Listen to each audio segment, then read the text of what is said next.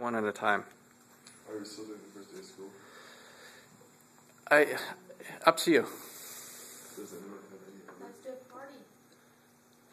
Or something more related to like life cycle. Party or Like a cocktail party. No, we need to be able to, like, everybody to go to the party, like, with these shoes and with that. So like, how about a wedding? A wedding? A wedding. Like a wedding reception. Okay. Yo! Someone is late for the wedding who... Yeah, maybe it's one of those non-traditional weddings. But Yes. Yes. No, you know that weird cousin. Okay. Okay, so let's try a wedding. So what are we doing at the wedding, though? Are we dancing or are There's we a wedding standing? reception. The reception. Yeah.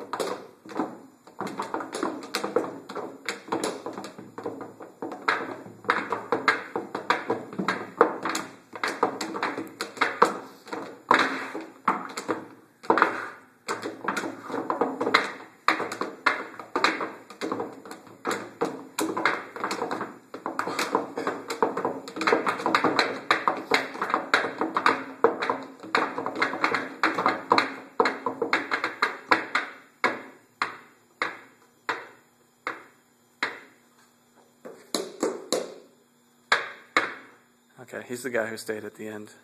Stayed to the end. For desserts? One thing that occurred to me is that we're interpreting emotion, and emotion is very subjective. One thing that, and you know, you're working as an ensemble. So whether you're representing a particular emotion that you're feeling, or that you would think that you would feel, or how you would express that, like for a wedding, for example, it's not. I think it doesn't just have to be you thinking about this person on your own at the wedding, but how you interact with other people too. And I think whenever you're playing in a group situation, that might be the bridge between kind of the conceptual idea and the interaction of the ensemble. And so what I think might be interesting is that to develop a vocabulary of different sounds, different ideas that you can use. Like we develop vocabularies on different objects. It's not to say that you're telling people what to play. They can use that vocabulary however to play it. Or maybe you give the performer in their part the instruction to develop a vocabulary, thinking about different sounds the shoes can make, many different sounds, and ways that you can use those to represent the different things in the piece. And then having that vocabulary, you can use it to interact so that you're representing, what you're doing is you're representing the subjective experience of going to a wedding or the first day of school, but you're not limiting to just that simple representation, that you're doing that, but then you're sort of working musically to interact with the other sounds that are going on too. What that might do is it might make it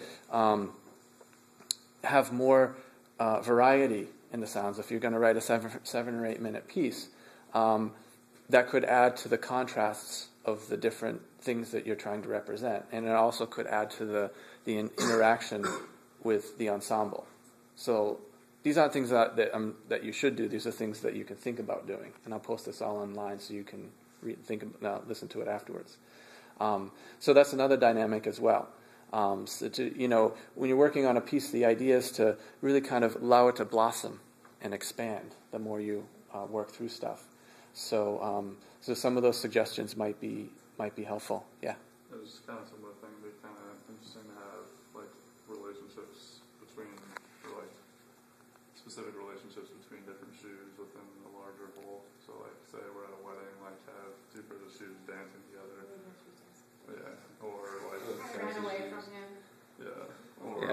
it's the first day of school, like take the like who your shoes are embodying, kind of like so. This is a principal and that's a teacher. Have them like physically walk towards each other to create like a sound of like actual movement going on in the piece. Kind of like so that's a theatrical element too. Would we be able to do that if we were wearing the shoes, though? That would involve us moving. Yeah. That would be fine? Yeah, because what we're talking, it's kind of a theater piece too. I mean, when you start involving emotional content and content from real life, then you're sort of moving in between music and theater. And that's why I think things like visual, like we can get a screen and we can project onto the screen different visual stuff. So combinations of the sounds, the abstraction of shoes, people wearing shoes, the images that are coming on the screen, environment sounds that are happening around you, all those things can kind of be mixed together. You know, like you're baking a cake, you put all those different ingredients in, you try to find a balance. And then the directions, part of the things we're talking about here too, are directions for the performers to give it more focus about, you know, what way the piece is going to go and what's going to do. The other thing, like if you think of it as like, so this is like a very, like, this is already youthful, like sound, this is the vocabulary established for that. And then once it goes into like marriage, and then after that you think you have kids, and then, so like maybe you could break off like a certain person or two people or something to like restart the process and have it be almost like around because then it's like restarting. Yeah, that's a really nice idea. Sort of the life cycle continues for one person, but it begins for... It's like a recurring theme in a piece of music that I think it more. Yeah, and that's actually very clever. It's a musical idea because a round or a canon is a very common thing where someone starts singing like row, row, row your boat gently down the stream, and then halfway through, right, and then someone comes in and you stack them on top of each other. So you could abstract that idea into the idea of life cycle. We need more people though then we can invite your friends. Yeah, or invite your friends. I think for this type of thing where you're going to do instructions, if you can invite one friend, we'd have an ensemble of 14 people. So a double. And, you know, you could teach them the day of the concert that they could come to our 11 o'clock class, or you can get together with them.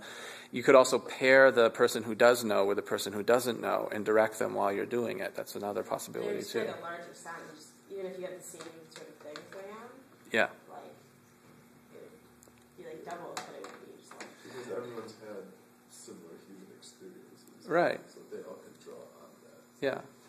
And then, you know, the end product, the thing that you're really going to have to work to do is if you do incorporate sampled sound, then you have to find out how those balance out, because we already did the environment improvisation. We figured out how to balance the sound. I think now you're starting with the sound in real time, and what you might do is look for ensemble sound, environment sounds that would fit with the real sounds. Before we were doing it sort of the opposite, where we're taking an environment and trying to fit our live sounds with the environment.